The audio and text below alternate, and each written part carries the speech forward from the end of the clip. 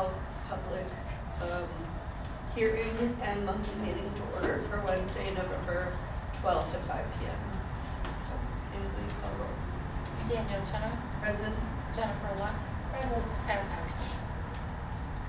So we are in a public hearing seeking public participation regarding adoption of ordinance 2025-11-01. That's a tax levy ordinance payable in 2026. Is there anyone here who wants to speak to the Board of Health about taxes? Sure. Because I have plenty of people speak to me on Monday about finances. All right. Nothing to board members. Okay, the public hearing is now closed. And we will call to order the regular Board of Health monthly meeting. I think we need to call it roll again, sorry. Daniel Chenoweth. Present. Jennifer Luck. Present. Kyle Patterson. Okay, I would entertain a motion to approve the agenda. So moved. Second, any discussion? I just want to make sure everything got on it. Yeah, I think so. Okay, all those in favor say aye. Aye. Aye, opposed, that carries. Next, we have approval of the minutes of previous meetings. We had October 8th, 2025 monthly meeting in our packet. I'd entertain a motion. So moved. We have a motion, I'll second it. Any discussion? All those in favor say aye. Aye. Opposed, that carries. Next, we have public participation in a regular monthly public meeting. Any public participation? If not, yes? Okay, yes, please. Hi, my name is Goodman. In my short time here at CUPHD, I found a job that I love and clients that I fiercely care for and coworkers that I fiercely back. It's the best job I could dream of, honestly, although I have observed things that are somewhat troubling. I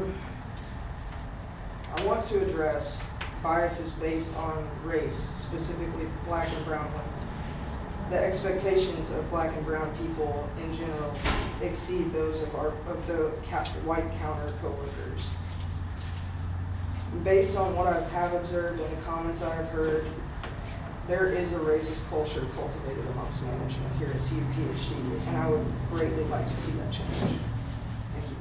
Thank you. Thanks for your input. We're still in the public participation section. If there's anyone else who would like to speak to the Board of Health, please come forward or stand. Go ahead. Hello everyone, my name is Laciana Burton and I work in the Teen and Adult Services Division as a harm reduction specialist, and I've actually worked in public health for 3 years now, and in the past I have had great experiences. However, today I'd like to discuss potential bias and inconsistency in supervisory evaluations and responses to staff concerns during outreach assignments. I believe these concerns raise important questions about fairness, objectivity, and integrity within the workspace. Recently, I've observed inconsistent responses to staff safety during outreach assignments, one being where a coworker expressed a concern about attending an outreach event and was immediately met with understanding, due diligence, and relief of the assignment. However, when a distressing experience occurred for me at the same outreach site, my sincerity was questioned, and I was required to continue attending.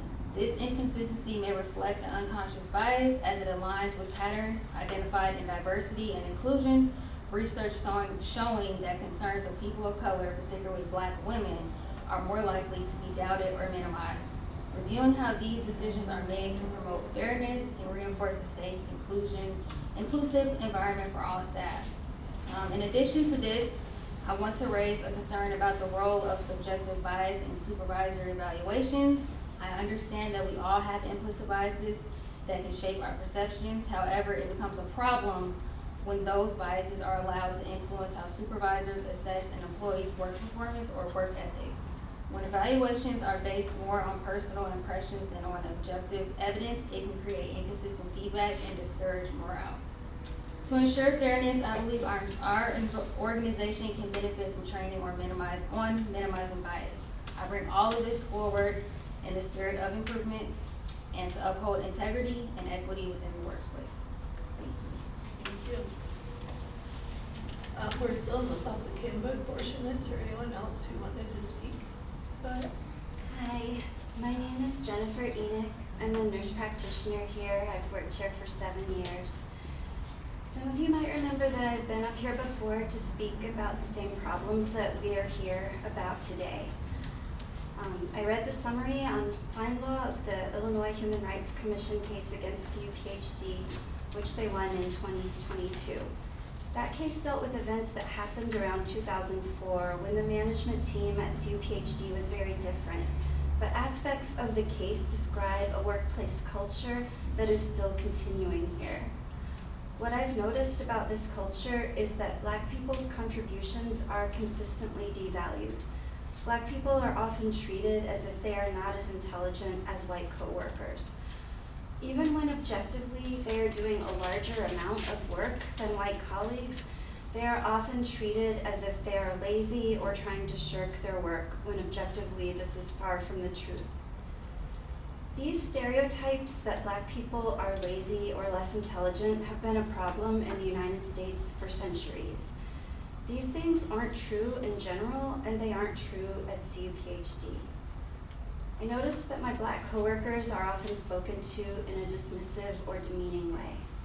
They are treated unfairly. They are subject to disparate treatment. This has a negative effect on morale. Over the years, I've seen many dynamic, passionate, effective public health workers leave for other jobs due to this environment. Our retention of Black employees is much worse than our retention of white employees. We have done a lot of things to try to change this culture. We formed a union, and we tried to address problems through the union. We've come to talk to the board before. People affected have tried talking about bias with their supervisors. At least 3 detailed, written, formal complaints have been made to HR. But the problems aren't getting better. We don't have the power to make a change. This workplace culture is continuing. You do have power. I think that it's your responsibility to take more of an interest in bias and disparate treatment and our negative workplace culture. I believe in growth mindset and restorative justice. I believe that these things can improve. We have a great team here, and it can be better. I'm asking you to intervene and take action to make things better. Thank you. Thank you. Other input from the public? My name is Jorge Vasquez. I'm a nutritionist here at Public Health, but also the active president for a little bit over a year here for our union's chapter. And we stand with all our members, especially those who decided to voice their concerns for the board today. The same way myself, other co-workers, and union members stand with our members. We hope that the board takes these concerns seriously and respects those who have decided to speak out against their treatments or observations. And I ask the board to please take these concerns seriously and take immediate action. Thank you. Thank you. Anyone else would like to speak? Okay. Thank you for your input. This is one of the reasons that we have a meeting at 5 o'clock, so that if employees want to speak to the board, that you can. So thank you for your participation. Is there correspondence from board members? No, the main thing, I just want to remind you that after this, until 6 o'clock, there is a grand opening over in the east wing of the ribbon cutting open house for the new clinic that is the MCH Promise Health Care. Can you point the direction? Is it like the, Main and downstairs. okay, near, so Avicenna space? Yes. Okay, got it. Cool. Look forward to seeing them. I had one piece of correspondence which I sent you just before I came here, which is that the contingent service providers, the homeless, have been working with public health to establish a winter shelter. We've been trying to identify how many people need shelter this winter. That is unfortunately a difficult task. It takes a lot of time and deduping across multiple organizations. But I think we have a good sense of it at this point. And we're facing about 130 men and a little over 50 women, non-binary and gender non-conforming folks. I only group them because we're looking to have folks kind of under one roof with those identities. It's greater than, we also have a total of about 22 families. The numbers are greater than we've ever seen since we started recording numbers. They're greater than any winter we've had going into winter. Strides has been precarious, as you all know. Kyle's stepping down on February 18th as the, November 18th, what did I say? February. Oh, I'm in February already, I don't know about you. November 18th, he's gonna be stepping down, and a group has been working, and public health has been helping, Mamadou and Julie and others, to locate. And it appears that with the blessing of the city, and I meet with them tomorrow again, I do not have that blessing yet, we'll be opening up shelter in the old Champaign-Urbana. And public health is offering the cots. So we have 50 cots, but I unfortunately think we're gonna have almost immediately 80 to 90 people. That's, wow. So we'll talk about what we should do next. With that piece, we are gonna move, we're looking to move some folks from Strides over to that location to kind of, because it's just, there's too many people at Strides, and it has been for years, and with no reprieve or relief. So we're looking to do that. And we now, for the first time I've ever seen it, we have more women who cannot get into Strides than are in Strides. So 17 on the wait list, 14 out who are inside, and there's only room for 14. So we're looking, it's not official or public, but we are looking to see how do we use our resources wisely to use both spaces to be able to accommodate the needs. There is a family shelter that's opened by RPC, and it, you know, it just started, and it's, would say, a little bit difficult to access. And you have to walk to it. You have to check in one place every night and then walk with your children and all your belongings to the other location down the street. So we've only had 2 families stay there. There's room for 8. I'm gonna find out why, because we are working with a lot of families in really precarious situations. The 18 I mentioned includes folks at Courage Connection, so I would say about 4 or 5 of those families are at Courage Connection. So anyway, I want to thank Public Health for being a partner in that. It's really, homelessness is a public health emergency, as you know, and we hope to open that space next week. We did get approval from the state for additional funding, but surprise, they won't tell me how much. They just said you have been awarded and you will receive a follow-up email. Anyway, they had asked us if we could open November 10th. You might notice on your calendar that it's past November 10th, and that the state still hasn't told us how much money we have. But that's where we're at. We'll do the best we can.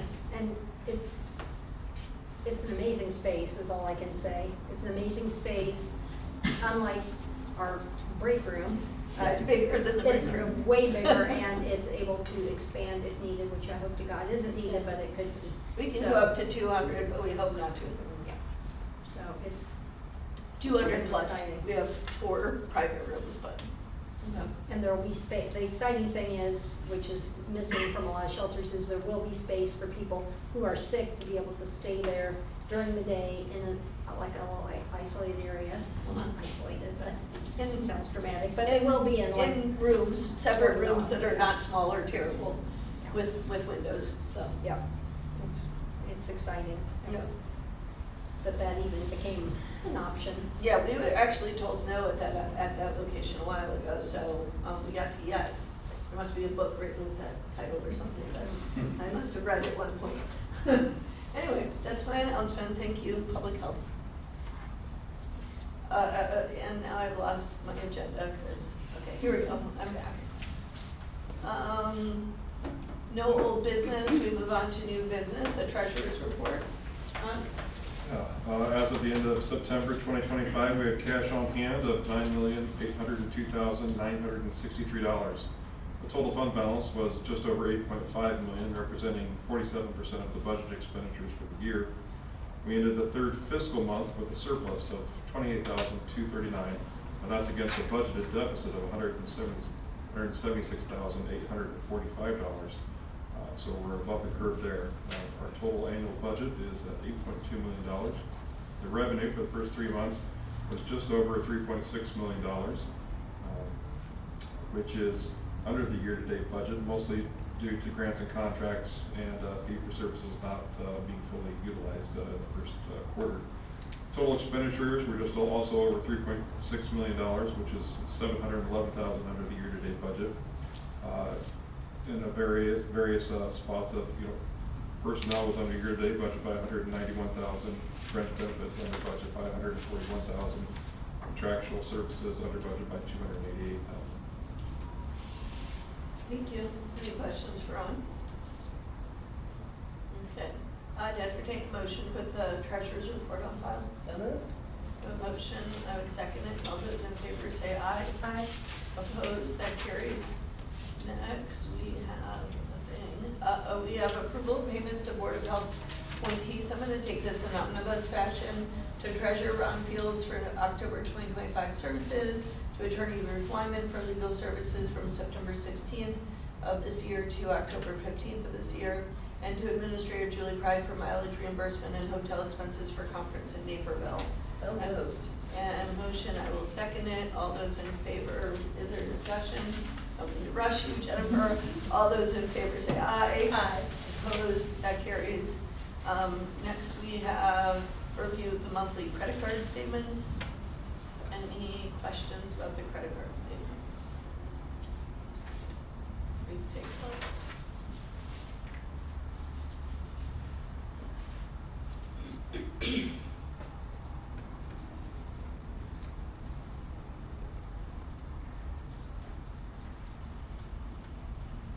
Any questions? Entertain a motion to put it on file. So moved. I have a motion, I'll second. All those in favor say aye. Aye. Aye. Opposed, that carries. Next, we have adoption of the ordinance 2025-1101. It's 2024 tax levy ordinance payable. I think it means 2025 tax levy ordinance payable in 2026. I believe the title was wrong. Entertain a motion. So moved. A motion, I will second it. Any discussion? Let me just make sure. I've just got 2 little points while you're Yes. listening. Yeah, go ahead. On page 36 and 37, in our packet, I guess it would be 30, in the packet on page 36 and 37, it referenced Samantha Carter where it should say Jennifer Locke. We've already had a new page reprinted for our signature, but just so that anybody in the public that may have seen it knows that we've made a slight change to what was published. Yep. Okay, thank you for that. And also, just note that it's 2025 payable in 2026. Any discussion? All those in favor say aye. Aye. Opposed, that carries. Next, we have agreement with GFI Digital for additional copier. I would entertain a motion. So moved. I don't know why I said that so silly. Second. I like GFI, I'm a fan. All those in favor say aye. Aye. Opposed, that carries. Next, we have the holiday schedule. So moved. A motion, and I will second it. Are there additions to the holiday schedule, or is it the same? It's the same. There's an election day for the midterms. 15 days. Yeah. Did you have my birthday? I don't see your You won't be here. Rude. Well, that's why they should be celebrated. We're going to demolish the entire west wing of the public health department. We're going to build a Julie Pride ballroom that's with a bunch of golden unicorns. Sweet, that'll be awesome. Thank you. Julie, you can play with skate and all to your birthday. Yes, and the entire lobby is being turned into an ice skating rink, and we're gonna freeze it, and everyone, all employees are getting ice skate. Nice. And that's just the start, Julie. Yeah, this is the beginning of the celebration. That's one way we're going to survive this moment is to have fun. We're gonna do that, we're gonna do for, next year what we did for this year. And that's exactly what I wanted. That's exactly it. I entertain a motion to put the holiday schedule on file. So moved. Second, any discussion? All those in favor say aye. Aye. Opposed, that carries. Next, we have adoption of IMRF Early Retirement Incentive Resolution 2025-10-01. The meeting schedule. Yeah, meetings. Oh, shoot, I saw schedule. Okay, sorry, thank you. Next, we have approval of the 2026 Board of Health meeting schedule. I would entertain a motion. So moved. We have a motion, I will second it. Any discussion? What did I do? Okay. Still gonna be at 5 o'clock, same bad time, same bad place, except for the holiday. When will we decide when the November meeting would be, since the November meeting is listed as TBD due to it being on Veterans Day? We usually do it in September or Okay, October. that's fine, yeah, as long as A it's. couple months ahead, yeah. Any other discussion? You're gonna be at my son's birthday, but I'm. Okay. All those in favor say aye. Aye. Opposed, that carries. Next, we have adoption of IMRF Early Retirement Incentive Resolution 2025-10-01. This will be a roll call. I'd entertain a motion. I think there's a comment or question. I just wanted to give you a heads up why it's on the agenda again. And it has to be read, apparently. Got it. Yeah, I was like, didn't we? And then I thought maybe. The IMRF, we sent it, and I apologize to you, Jennifer, they would not accept that. They wanted it read aloud at the meeting Oh, I can do that. I'm with a good. roll call In and. case we snuck a piece of paper in there later, that was different. Sorry, I had to come all the way over and do that. Okay. Yeah, there's a lot of Jennifer. Okay, so here's the motion. It reads, whereas Illinois Municipal Retirement Fund has prepared an actuarial estimate of the cost of an early retirement incentive program for Champaign-Urbana Public Health District, and the additional liability created by the early retirement incentive is estimated to be $4,169,657 if everyone eligible were to take advantage of the program, and the 10-year amortization cost is estimated to be $5,888,578 if the district were planning to finance the incentive. Whereas the Board of Health has reviewed the cost estimate and determined that the adoption of an early retirement incentive is in the best interest of the Champaign-Urbana Public Health District. Therefore, be it resolved by the Board of Health that the Champaign-Urbana Public Health District does hereby adopt the Illinois Municipal Retirement Fund Early Retirement Incentive Program as provided in Section 7-141.1 of the Illinois Pension Code. The Early Retirement Incentive Program shall take effect on January 1st, 2026. That is my motion. Second. A motion and a second. Is there any discussion? I just want to repeat for the audience that we discussed this before. This is the second time it's coming before us, and that we estimated, first of all, that not everyone will participate in the program. We are not financing it, correct? There's no word used, we are not financing it, so the almost $6 million in financing is not apropos to this situation. And that the savings that we will realize over a time frame is significant and basically covers the cost of it, which is why one of the reasons we're moving forward with it. The second reason is to provide additional pathways to leadership for members of the staff of CUPHD. I think I got that summary correct. Okay. And I think it's a roll call. Yes, so motion second, any other discussion? Roll call, please. Daniel Chenoweth? Yes? Jennifer Locke? Yes. Kyle Patterson? Yes. That passes unanimously. Next, we have ratification of resolution 2025-11-01 for participation in State of Illinois Federal Surplus Property Program. I'd entertain a motion. Second. A motion and a second, any discussion? Just want to say I already signed this. This is something that came to our attention that the Department of Defense has, and we were seeking cots for the winter. So Mamadou expedited this, thank you for your help with that. I was led to believe there would be drones and missiles. Yeah, it wasn't Maybe drones. can rap like a sheriff. So, the public health is gonna actually act as the entity that receives this. I mean, other entities could, but there's not really any reason public health can play that role.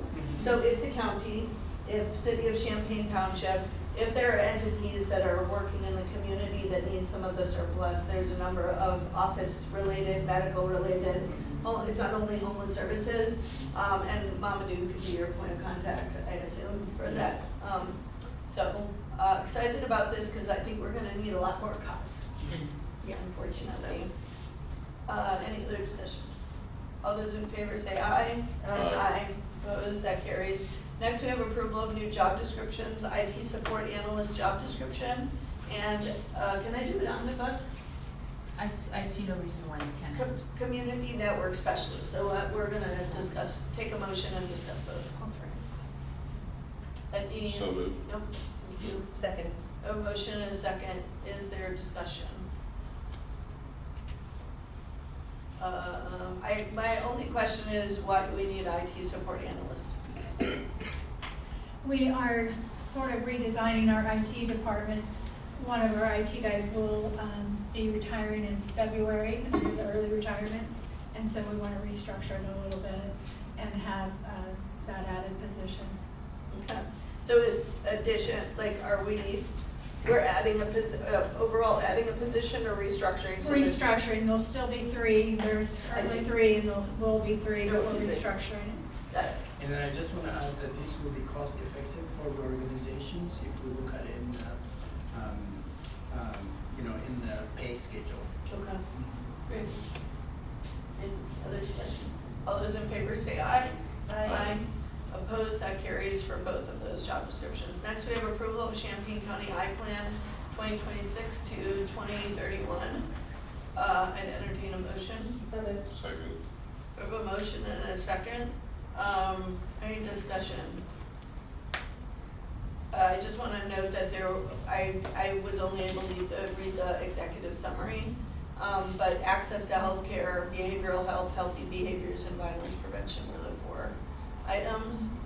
There's a community needs assessment that was done. I use the I-Plan a lot, actually, in looking at data for the county. So I just share that I think it's a very useful document. And JR's here, it's his first meeting. Organized and did it, so.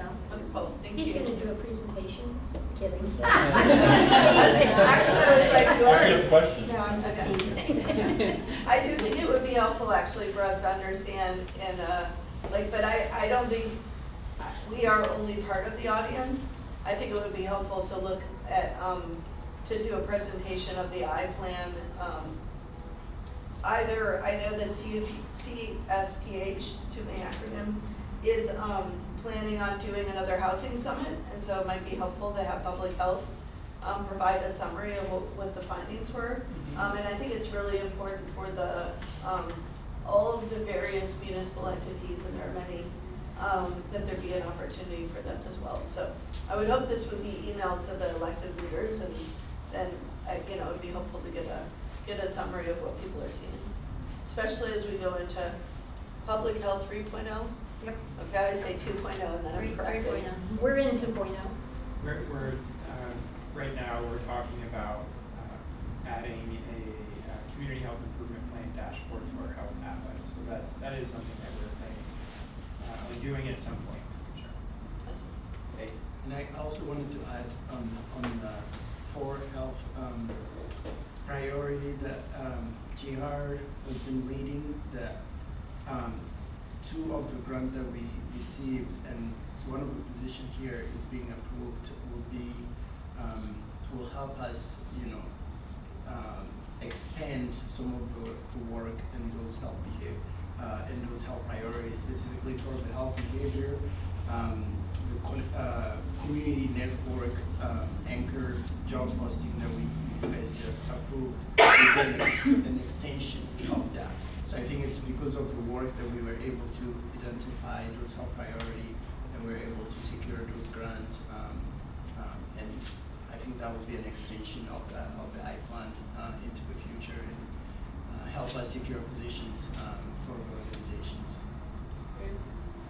Yeah, I didn't, the network, it sounded like it was kind of an organizer position, or like Yes. sitting at many different tables, but it was a little unclear to like understand what is the big picture of it. Yeah. So, yeah. I think the big picture as of right now, we are representing Region 5 for Illinois, and the idea is to make sure that we convene meetings with all the organization partners and coalitions in the mental health arena, and make sure that we have a consortium of those groups coming in and finding gaps into the system and try to solve problems.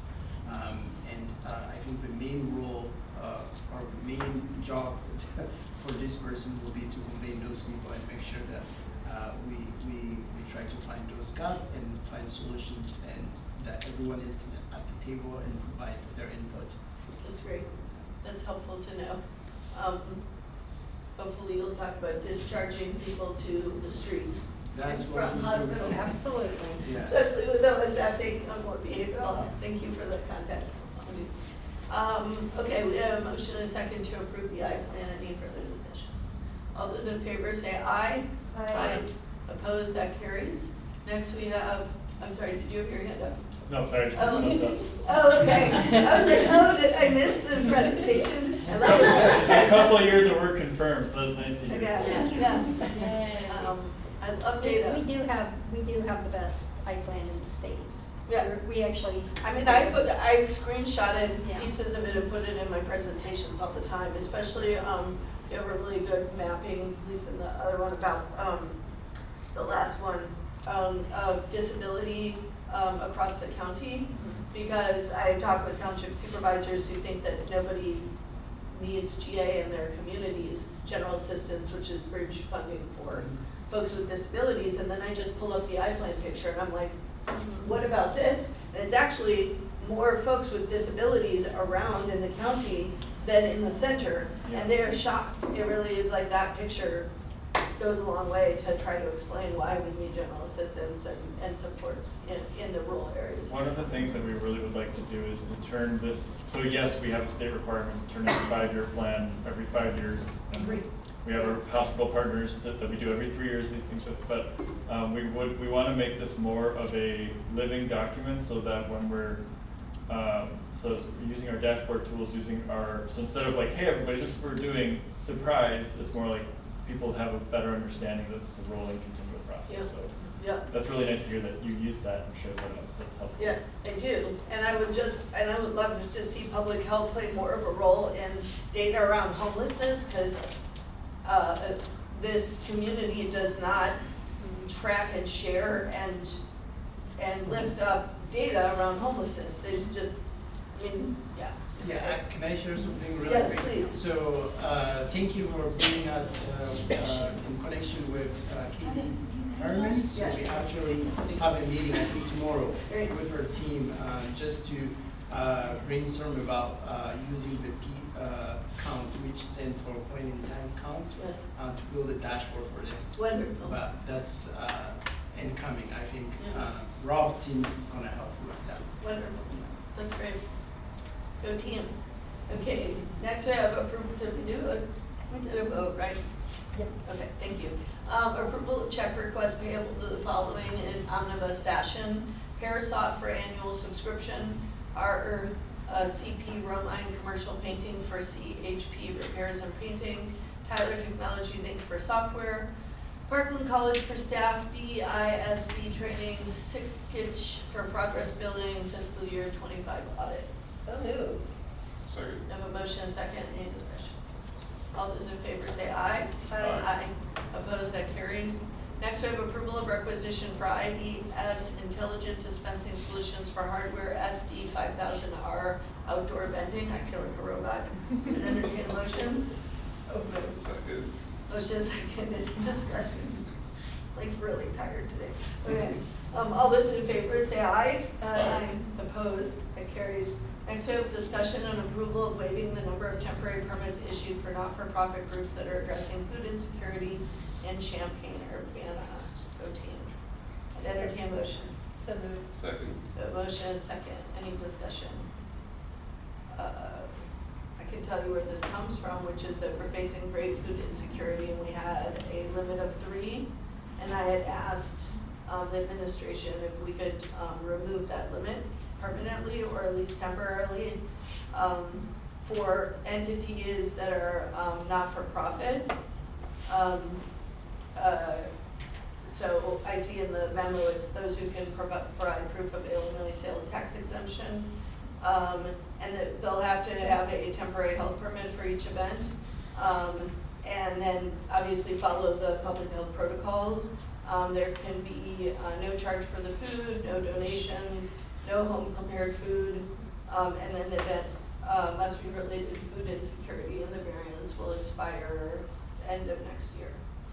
So that is basically what we're looking at, so that we can help organizations feed. Any discussion on that? I think the only question I have is that a lot of the groups that have the commercial kitchens and want to do this are faith-based groups, and I don't know if they have Illinois sales tax exemption, which is kind of a hard thing to get. And so my suggestion would be, because you can prove your not-for-profit status, and that's very different than proving your sales tax exemption. Those are 2 statuses at the state. And I would like to remove the sales tax exemption piece because many churches will not be included then. That's a not-for-profit, they have that Not-for-profit, I documentation. think that's what it. Yeah, That's what, yeah, as long as they have not-for-profit, if they're like a not-for-profit would be government, religious, and nonprofit. Sales tax exemption you have to apply for and maintain, and there's just a lot of groups we that don't don't do end up that. doing that. Okay. We just So- do the not-for-profit, I believe. Okay. We'll Okay. change, Yeah, sure, so change that was the only thing that came up. I figured we want to make sure that they're a bona fide not-for-profit, Yep. not a business. Obviously, businesses who are interested can partner with a nonprofit and do this, and so we can encourage them to do that. And can I just say how, again, amazingly proud I am of this community when the call went out to help feed people with the SNAP. I mean, It's crazy. it's the amount of money that has been raised is astonishing. Yeah. And the creativity and, you know, you've got the literary doing their thing and all these different places and The it's food it's co-op just, is feeding I saw that, families. it's Yeah. just amazing. So, once again, this community is kind of amazing, so. We like to eat. You like to eat, you like to eat there. And I saw you with all your sweet potatoes on the picture, you know. It's 175 pounds of sweet potatoes, you know. Really? Wait, where's 175 pounds of sweet potatoes? Yeah, from the Give Back Garden. That's awesome. Wow. Yeah. So no, I just took the picture. I wasn't super cool. I Give us the sweet potato model. Right. Also, thank you for sending out food insecurity resources in multi-languages. That was just really awesome and rad, and I sent it to a lot of folks. It's very helpful, and we use the map regularly that public health creates. And so I think there's healthcare navigators, and you become a food navigator as part of being a healthcare navigator, so we appreciate that. And we will be having an actual food navigator at this agency, so soon-ish. That's great. Yeah, and that, it'll be the same kind of public health 3.0 thing, organizing and you know, steering, hooking up people with the right resources. So, what's today, Wednesday? So Friday is our meeting, like kind of the initial look at what we've got, who needs what and everything, but people have really come together in amazing ways already, so it might be a ton. Yeah. Thank you for moving so fast on this. I appreciate it. Any other discussion? You're welcome. All those in favor?